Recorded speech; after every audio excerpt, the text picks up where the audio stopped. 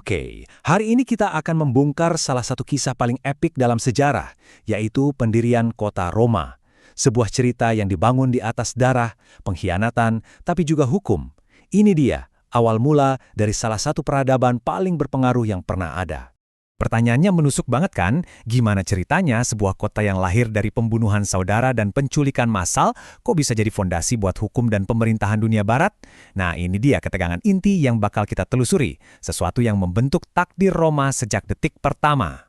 Kisah kita terbentang selama 244 tahun.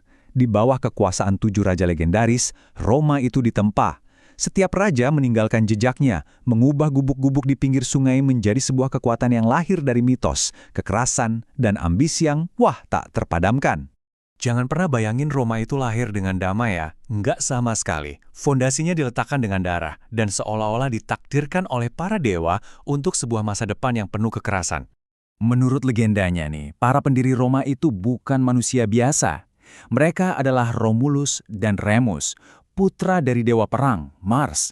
Dibuang untuk mati, mereka malah diselamatkan oleh seekor serigala betina. Mitos ini tuh bukan cuma dongeng loh. Ini adalah sebuah pernyataan. Roma lahir dari kekuatan ilahi sekaligus keliaran alam. Ditakdirkan untuk berkuasa. Dan tindakan paling pertama dalam penciptaan Roma, pembunuhan saudara. Dalam perselisihan sengit tentang di mana harus membangun kota, Romulus membunuh Remus.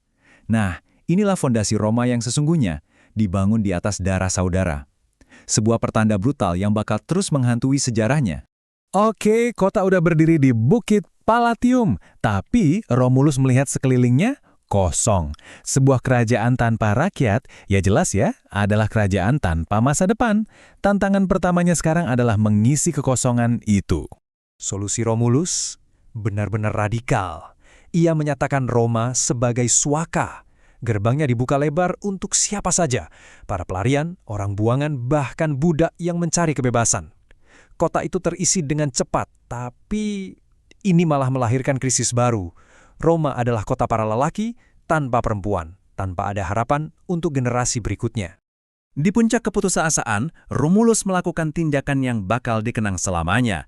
Dia mengundang kaum Sabin ke sebuah festival, bukan buat perayaan, tapi untuk sebuah rencana yang brutal.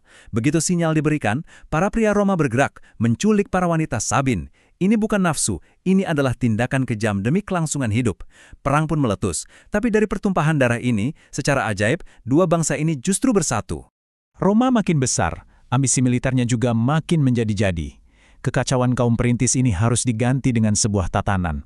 Kebutuhan akan struktur sipil jadi sangat mendesak untuk mengendalikan kekuatan baru yang liar ini. Untuk menciptakan tatanan, Romulus memilih 100 pria paling terhormat. Mereka disebut patres, atau para bapak pendiri, untuk membentuk dewan penasihatnya. Dengan tindakan ini, ia bukan cuma menciptakan dewan, ia melahirkan Senat Romawi. Sebuah institusi legendaris yang akan membentuk nasib dunia selama lebih dari 1000 tahun ke depan. Nah, lahirnya Senat ini langsung menciptakan perpecahan abadi dalam masyarakat Romawi. Di satu sisi, ada kaum patrisius, keturunan para senator pertama, kaum elit pemilik tanah. Di sisi lain, ada kaum plebs, rakyat jelata, para petani, pengrajin, dan tentara yang jadi tulang punggung kekuatan Roma.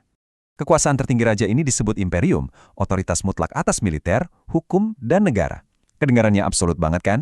Tapi tunggu dulu, kekuasaan ini nggak pernah benar-benar absolut. Sejak awal, ia dibatasi oleh nasihat Senat. Nah, inilah benih dari sistem checks and balances yang akan mendefinisikan Roma. Fondasi militernya udah kuat. Sekarang, Roma bergeser dari negara pejuang yang brutal menuju sebuah masyarakat yang diikat oleh hukum dan iman di bawah pimpinan raja keduanya. Disinilah kita lihat dua pilar utama Roma. Kalau Romulus itu sang pejuang yang membangun kekuatan militer dan politik, penggantinya, Numa Pompilius justru adalah sang pendeta yang membangun perdamaian. Ia mengalihkan fokus Roma ke dalam, mendirikan institusi-institusi keagamaan yang membentuk jiwa dan tatanan sosial kota itu. Kontribusi terbesar Numa adalah mengubah tradisi lisan yang namanya mos maiorum atau jalan para leluhur menjadi ius, hukum formal. Dengan mendirikan dewan imam dan mereformasi kalender, ia menanamkan rasa hormat pada hukum ilahi dan sipil. Intinya, dia mengubah segerombolan prajurit menjadi sebuah komunitas yang teratur.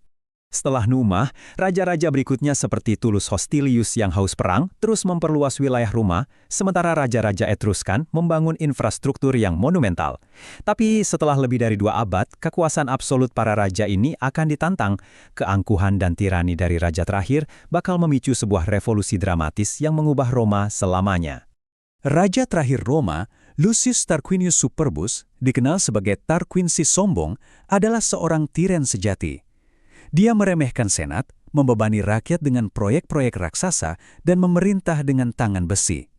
Kebencian terhadapnya pun memuncak, baik di kalangan bangsawan maupun rakyat jelata.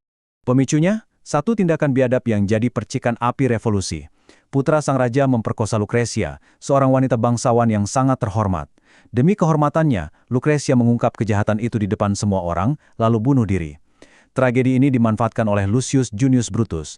Dia mengangkat pedangnya, membakar amarah rakyat, dan memimpin pemberontakan yang akhirnya mengusir Tarquin selamanya dari Roma. Pada tahun 509 sebelum Masehi, era para raja selesai. Roma menolak mentah-mentah pemerintahan satu orang dan menciptakan sistem baru untuk mencegah tirani terulang. Monarki hancur dan lahirlah republik yang diperintah bukan oleh raja, tetapi oleh 2 konsul yang dipilih setiap tahun. Jatuhnya para raja ini menempatkan Roma di jalur yang benar-benar baru.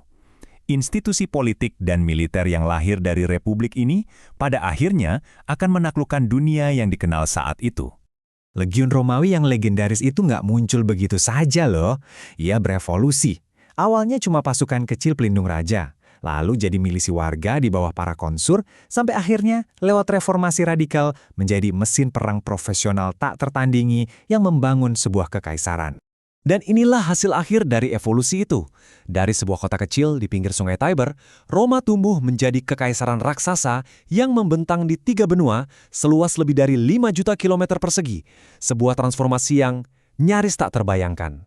Gema perjuangan Roma melawan tirani, percaya atau enggak, masih terdengar sampai sekarang dalam sistem checks and balances. Konsep imperium, kekuasaan tertinggi yang diawasi oleh Senat, adalah cikal bakal langsung dari ide bahwa kekuasaan eksekutif seorang presiden atau perdana menteri itu harus dibatasi. Dan pertanyaan ini jadi warisan pamungkas dari Roma, sebuah siklus sejarah yang akan menyaksikan republik itu sendiri yang lahir dari penolakan terhadap seorang raja, pada akhirnya jatuh juga ke tangan pemerintahan absolut seorang kaisar. Sebuah pelajaran abadi tentang kekuasaan, ambisi, dan sifat dasar manusia.